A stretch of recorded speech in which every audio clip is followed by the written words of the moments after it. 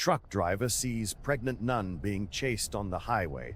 Comment down below telling me what you thought of this story, giving a rating from 0 to 10, and comment what city you are watching me from. I really want to know if you liked my story, and I want to get to know you better. So subscribe to my channel to support my work. I'm counting on your help. Interstate 40 cut through the Texas Panhandle like an old scar. It was almost midnight, and I was driving alone, with the roar of the Peterbilt engine breaking the heavy silence of that moonless darkness. I had been driving non-stop for 3 days, hauling fertilizer to a co-op near Amarillo. The heat of the day had given way to a dry chill that entered through the cracked window, bringing the smell of dirt and burning brush. My name is Arthur. I'm 42 years old, and I've spent half of them on the asphalt. The highway became my home after I lost everything that mattered. I don't like to talk about it, but loneliness teaches you how to live with ghosts. I drive, stop to eat, sleep a few hours, and go back to the cab. It's been like this for years. No ties, no commitments. I learned that the less you get involved with others, the less you suffer. That night, I just wanted to reach the truck stop before 2 in the morning to fuel up and maybe grab a hot coffee. But life has a strange way of changing everything when you least expect it. That's when I saw the headlights. 3 unmarked cars, one after the other, speeding down the opposite lane at an absurd pace. They weren't normal vehicles. They were black SUVs, tinted windows, the kind of car that shows up in bad news. My instincts screamed at me not to look, not to get involved. People like me learn to ignore what they shouldn't see. But then I saw her, a woman, running on the shoulder of the road, her white habit flapping against her legs, her huge belly preventing her from running any faster. A pregnant nun, trying to escape. My heart raced. I slammed on the brakes without thinking. The whole truck shuddered and stopped a few feet ahead of her. I opened the passenger door and yelled for her to get in quickly. She looked at me with wide eyes, full of terror, and hesitated as the cars were getting closer. I reached out my hand and told her to trust me. She climbed up, and barely had she closed the door when I was already accelerating. The weight of the rig required patience, but I forced the gear and the engine roared. In the rearview mirror, I saw the SUVs brake sharply, and one of them made a U-turn coming right after us. I asked her what she had done, my voice coming out harsher than I intended, while she breathed heavily, hands gripping her belly, her face covered in sweat and hair plastered to her forehead. She didn't answer, just cried in silence. I insisted, needing to know who those people were. She whispered that they were going to kill her and begged me not to hand her over. I am no hero, never have been, but something in her voice hit me. Maybe it was the fear. Maybe the desperation of someone with nothing left to lose. Or maybe because for the first time in years, I saw someone more lost than I was. I told her to stay quiet and hold on as I picked up speed.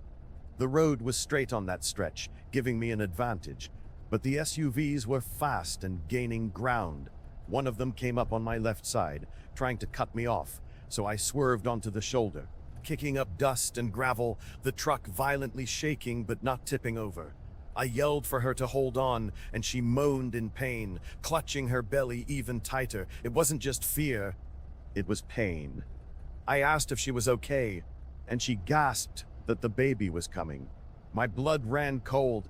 It couldn't be happening right then and there in the middle of a chase with armed men on our tail. But reality doesn't care about convenience. I told her to hang in there, not knowing if she could, promising to get her out of there. The headlights of the SUVs lit up everything inside the cab, so close I could hear their engines. And then one of them surged forward and rammed the back of my trailer. The impact threw me forward, the seatbelt locking across my chest, and she screamed. I cursed them under my breath, remembering a detour up ahead. A dirt road I knew that led to an abandoned ranch, with a section covered by thick woods halfway through. If I could make it there, maybe we could lose them. I yanked the steering wheel hard. The truck skidded, tires squealing on the asphalt, and we hit the dirt road, kicking up a massive cloud of dust.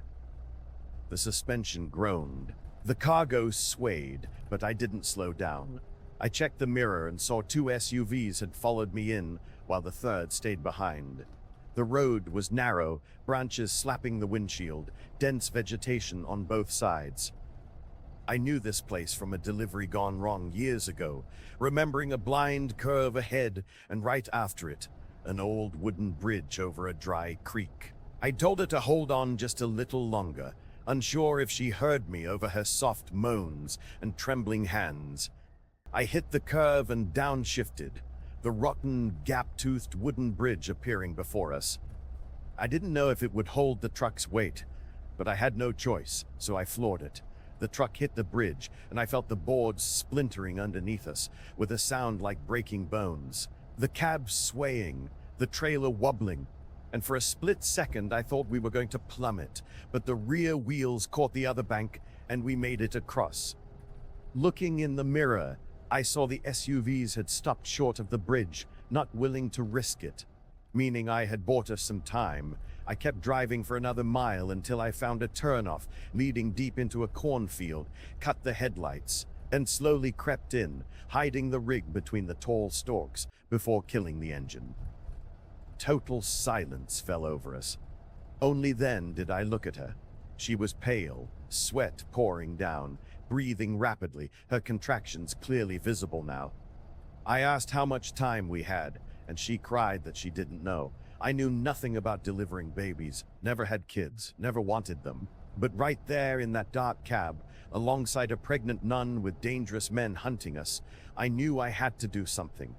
I asked her name to calm her down, and between groans, she said it was Lucy. I introduced myself as Arthur, and promised to help, but told her she needed to explain what was going on, who those men were, and why they wanted her. She looked at me, eyes full of tears but also a strange determination, and said she had discovered something she shouldn't have, something involving powerful people who didn't want the truth to come out. When I asked what truth, she hesitated, then sighed, revealing that the church where she lived ran a scheme, selling newborn babies to wealthy families, documenting everything as legal adoptions. But it was all a lie.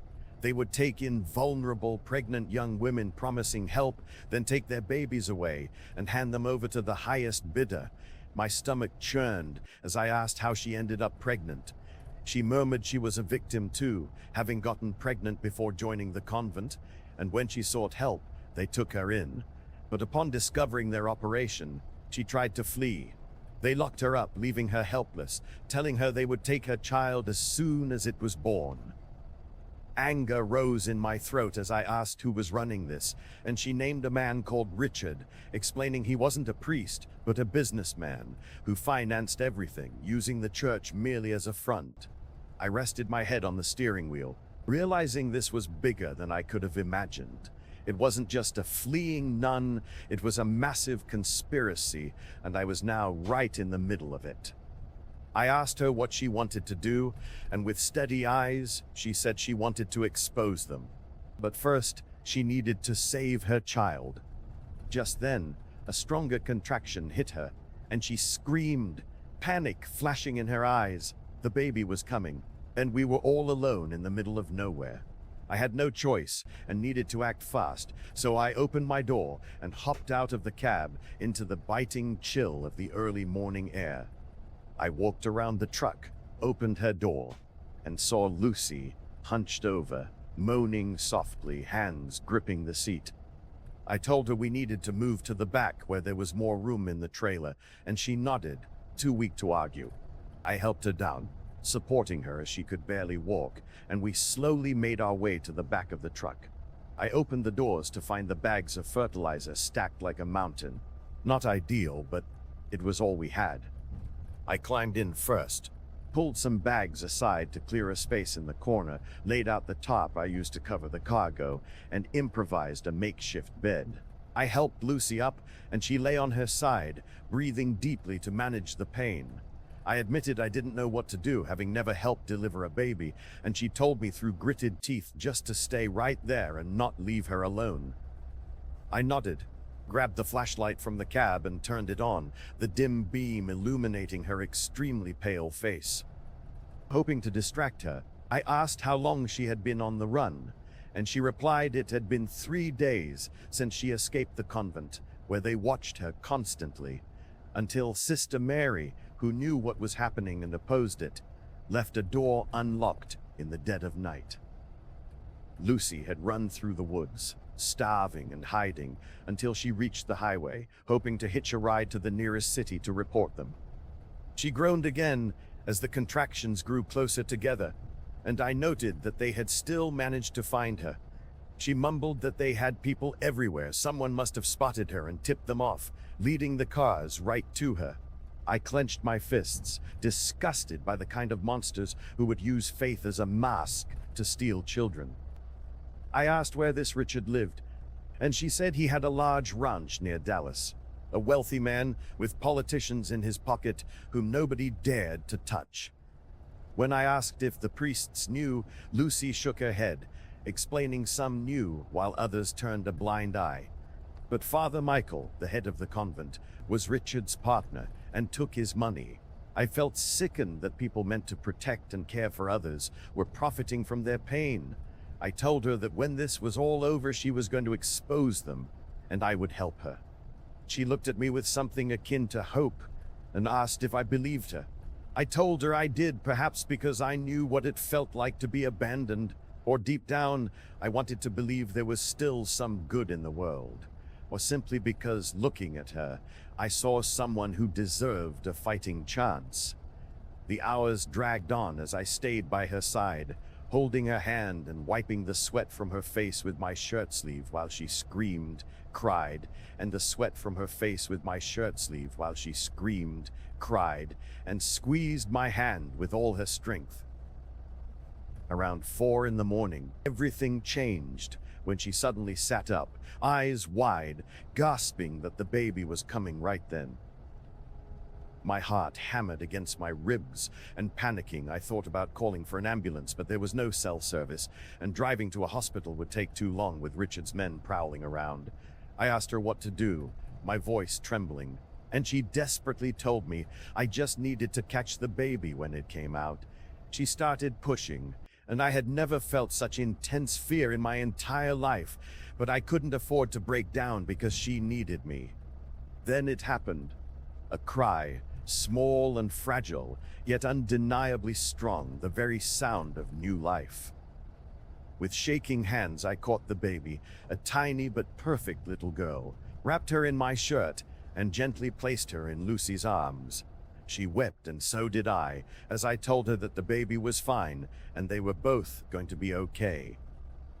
Lucy kissed her daughter's forehead, tears flowing endlessly, and whispered a thank you, saying I had saved them. I remained silent, just taking in the scene. After so much time living in isolation and avoiding connections, I was suddenly part of something profound and meaningful. But our peace was short-lived, as I heard the distant rumble of engines, hopped out of the trailer, and peered toward the dirt road to see headlights creeping in our direction. They had found us. I rushed back to the trailer, telling her we had to leave immediately, but she murmured she couldn't walk. So I assured her she would stay in the back with the baby while I drove. When she worried they might catch us, I lied and said they wouldn't, quickly shutting the trailer doors, jumping into the cab, and firing up the engine. The truck roared to life, a dead giveaway of our location, and I peeled out of the cornfield back onto the dirt road. The headlights were closing in, and despite flooring the pedal, the heavy rig couldn't outrun them. Thinking fast, I remembered another road ahead, leading to a tiny, off-the-grid village called Oakhaven, hoping we might stand a chance if we reached civilization. However, the SUVs were fast and closing the gap rapidly, until the sky suddenly lit up with a blinding flash of lightning, followed by another, and then another, unleashing a massive thunderstorm. A few drops hit the windshield before it turned into an absolute downpour, transforming the dirt road into a slick mud pit within seconds. My truck fishtailed and the tires spun, but the SUVs were struggling too, and I watched one of them slide out of control and nearly flip over. The storm was my saving grace, so I kept pushing forward through near zero visibility, relying entirely on my memory of this route from years past. Approaching a fork in the road, I bypassed the main route on the left and swung right down a narrow, risky path leading to a rural homestead, hoping they wouldn't anticipate the maneuver. 10 minutes later, I spotted a dim light coming from a modest house with a muddy front yard. Parked the truck and ran up to pound on the door. When no one answered, I knocked even harder until a frail, white-haired older man cautiously opened the door, eyeing me suspiciously and asking who I was. I pleaded for his help, and after glancing from me to the massive truck and back, he hesitated before telling me to bring them inside. I sprinted to the trailer, helped a weak but determined Lucy climb down, and supported her as she walked with her crying baby into the house. The man secured the door behind us and lit a kerosene lantern, casting a warm glow over a simple room with a table, a few chairs, and a wood-burning stove. He pointed to a chair for Lucy, handed her a glass of water which she slowly sipped, and asked what had happened. I recounted the entire ordeal, the chase, the birth, the dangerous men hunting us, and he listened with a grave expression before revealing that everyone around here knew of Richard, a powerful man nobody dared to cross. When I asked if that meant he wouldn't help us, he met my gaze firmly and clarified that acknowledging the man's power didn't mean the man was right. He introduced himself as Frank, a widower who knew the surrounding area like the back of his hand, and offered to hide us for a few days, warning us that afterward we had to report these people or the nightmare would never end. I looked at Lucy, who nodded in agreement, promising that we would. Frank brewed some tea and brought out heavy blankets, allowing Lucy to finally lie down on the couch with her newborn, looking peaceful for the first time in days. But as the storm raged outside, I knew deep down that Richard wouldn't give up so easily. Dawn broke with heavily overcast skies, the rain having ceased, but leaving the ground completely waterlogged. I hadn't slept a wink, spending the entire night glued to the window on high alert, jumping at every sound and shadowing every movement, with a strange, unfamiliar sense of hope. Sitting at the table, Frank warned us we couldn't stay much longer. If Richard's men found out, they would come, and he wouldn't be able to protect us. I acknowledged the risk, but stressed we needed a solid plan, to which Frank suggested a police station in Midland, about 30 miles away, though he cautioned that Richard's influence ran deep and we might not be able to trust local law enforcement. Lucy agreed, pointing out that Richard paid off cops, judges, and prosecutors, meaning the wrong precinct would just hand us right back to him. When I asked what our next move should be, she thought for a second and mentioned an investigative journalist in Austin named Sarah, who had a track record of exposing corruption. If we could get the story to her, Richard wouldn't be able to bury it. Lucy revealed she had Sarah's phone number from a previous aborted attempt to blow the whistle, and I encouraged her that now was the time to use it. Frank let us use his landline, and with trembling hands, Lucy dialed the number, waiting through 3 rings before a woman answered. Lucy identified herself, reminding Sarah of their conversation months ago, and after a brief pause, Sarah recognized her as the nun from the convent. Lucy confessed she had escaped and possessed concrete proof of the baby-selling ring, the documents, names, financial records, everything Sarah had suspected. After a long silence, Sarah asked for our location, and with a nod from Frank, Lucy explained we were near Oakhaven but being actively hunted, unsure of how much time we had left. Sarah instructed her with absolute authority to text the exact coordinates, promising to be there in 2 hours and explicitly ordering Lucy not to speak to another soul. Lucy hung up, looking genuinely hopeful for the first time, telling us Sarah was coming and we were actually going to make it. Still feeling paranoid, I noted that 2 hours was a long time, Plenty of time for Richard's goons to track us down, so I asked Frank if there was a better hiding spot until she arrived. He directed us to an old, dilapidated shed behind the property that no one ever checked. So I helped Lucy to her feet, and we followed Frank down a muddy path to the wooden structure. It smelled heavily of mildew and was crammed with rusted tools and empty sacks. I'm far from comfortable, but offering the concealment we desperately needed. Frank promised to keep watch on the road and alert us if he saw anything suspicious, leaving Lucy and me alone in the dim light. She sat in a corner against the rough wood, rocking her baby and humming a soft lullaby, a sight so beautiful and yet so heartbreaking. I asked her what she was going to name the baby, and with a gentle smile, she said she would name her Hope, because that was exactly what the little girl had given her. I nodded, agreeing it was fitting, before she turned the question on me, asking why I lived such a solitary life on the road. The question caught me off guard, as I rarely opened up about my past, but after everything we had endured together, it felt right to share. I explained that I used to have a family, a wife and a young son, living a simple but happy life in San Antonio while I worked for a transport company. I paused as the painful memories flooded back, recounting the day I took an urgent long-haul delivery, promising my wife I'd be home the next day, but my rig broke down in a dead zone, leaving me stranded with no way to call her. And by the time I finally made it back, my house was empty. My wife had taken our son to visit her mother, and on the way, they were struck by another car. She died instantly, and my son survived with severe injuries, eventually moving in with his grandmother.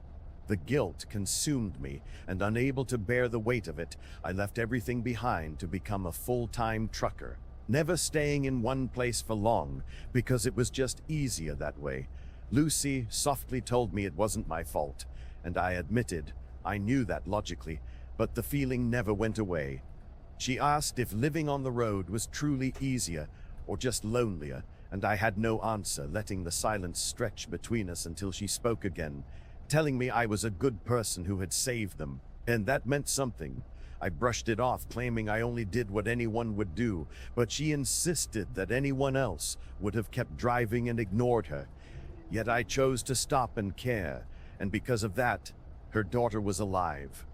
A tight knot formed in my throat, realizing how long it had been since someone had spoken to me with such kindness.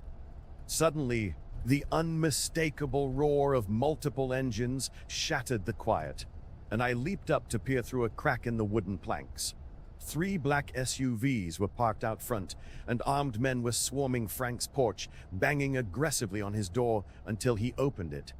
I couldn't make out their words, but I saw one of the thugs violently shove Frank to the ground, making my blood boil with sheer rage. Lucy whispered in sheer terror that they had found us, and I shushed her, ordering her to stay completely silent as the men barged into the house, their shouts and the sound of breaking furniture echoing across the yard.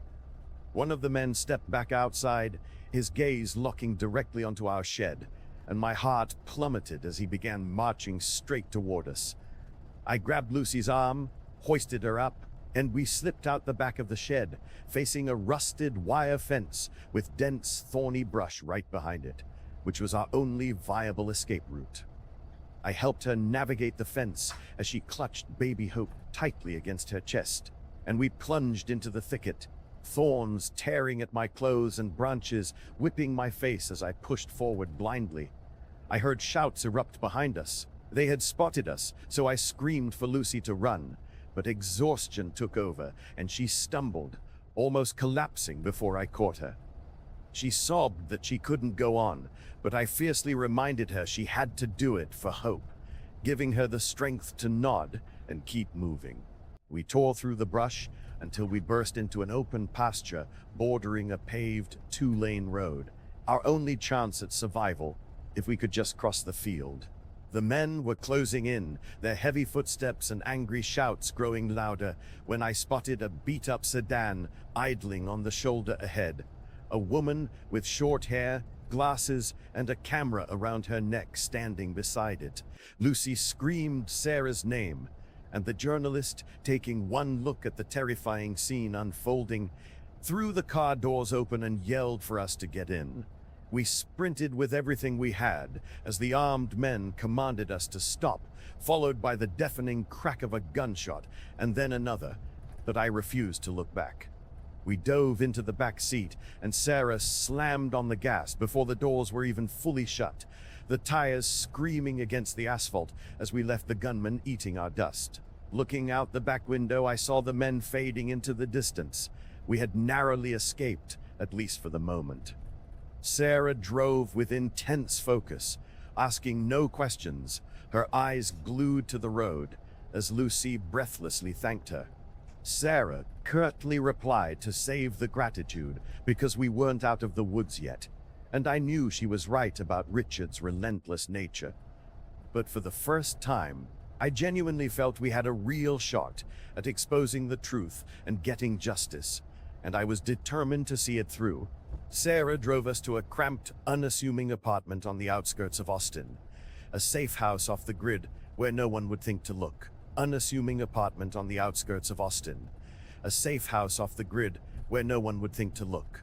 And though I wanted to believe we were secure, my guard remained up.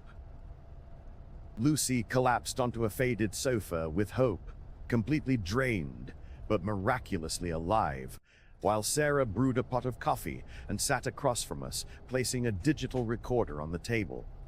She instructed us to start from the very beginning, and taking a deep breath, Lucy detailed the horrors of the convent, how she was deceived, the other desperate girls trapped in the same nightmare, the falsified documents, the staggering amounts of money exchanging hands, and ultimately, Richard's role as the mastermind.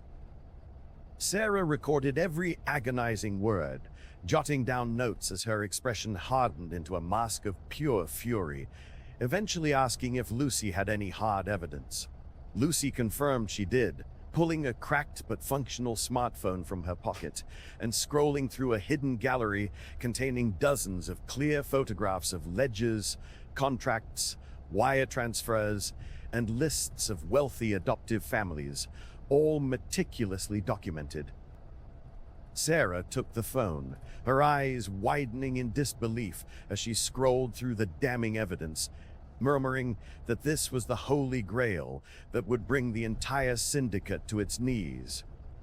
When I asked how long it would take to publish the exposé, Sarah estimated a maximum of 2 days to verify sources and ensure our protection, ordering us to remain locked in the apartment with zero outside contact.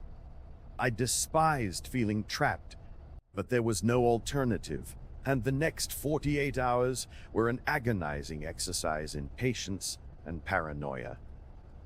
Sarah left before dawn and returned late every night, piecing together a bulletproof investigative piece packed with names, photographic proof, and sworn testimonies. Meanwhile, Lucy devoted herself to baby Hope, and I stepped up to help however I could, changing diapers, warming bottles, and rocking the infant to sleep when she fussed. It was a surreal experience, having spent years fleeing fatherhood after losing my son. Caring for this fragile new life reignited a sense of purpose I thought was dead forever. On the second evening, Sarah walked through the door looking visibly shaken, her face entirely drained of color and her hands trembling uncontrollably.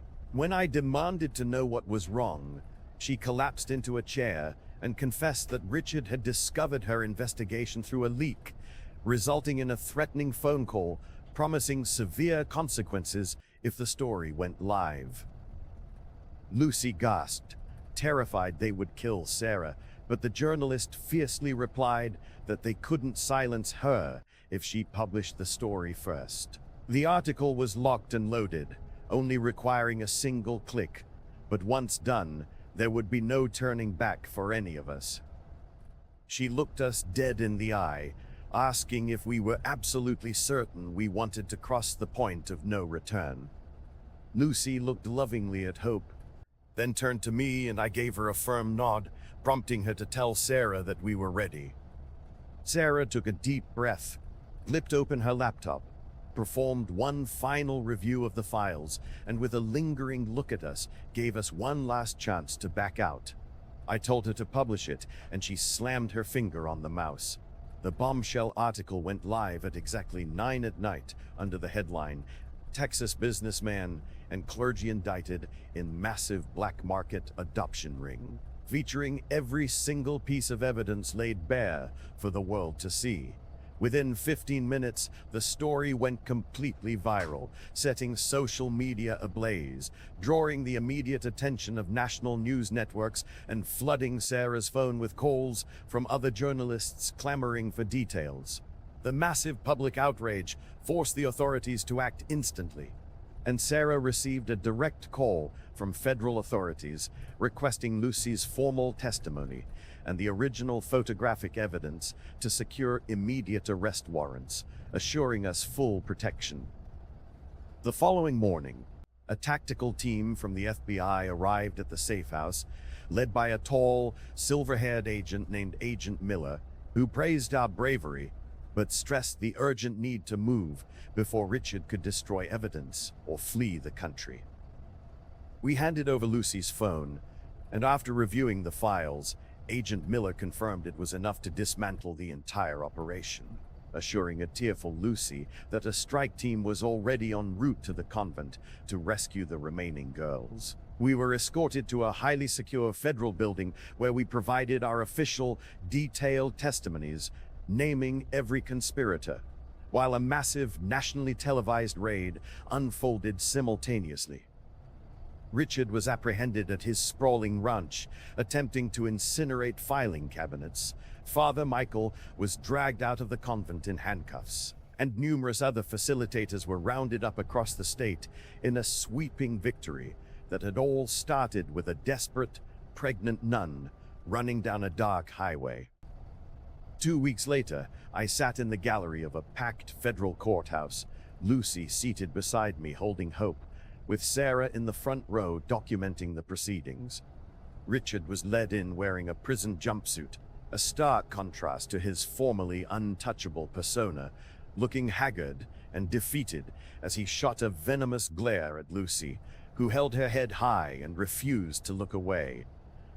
The judge read off a staggering list of federal charges: human trafficking, massive fraud, racketeering, and criminal conspiracy, culminating in a 30-year sentence for Richard, 20 years for Father Michael, and lengthy terms for the rest of the syndicate. When we finally exited the courthouse, a massive crowd of supporters erupted into cheers. Weeping mothers who had lost their children to the ring and victims who had survived the same nightmare held up signs of gratitude.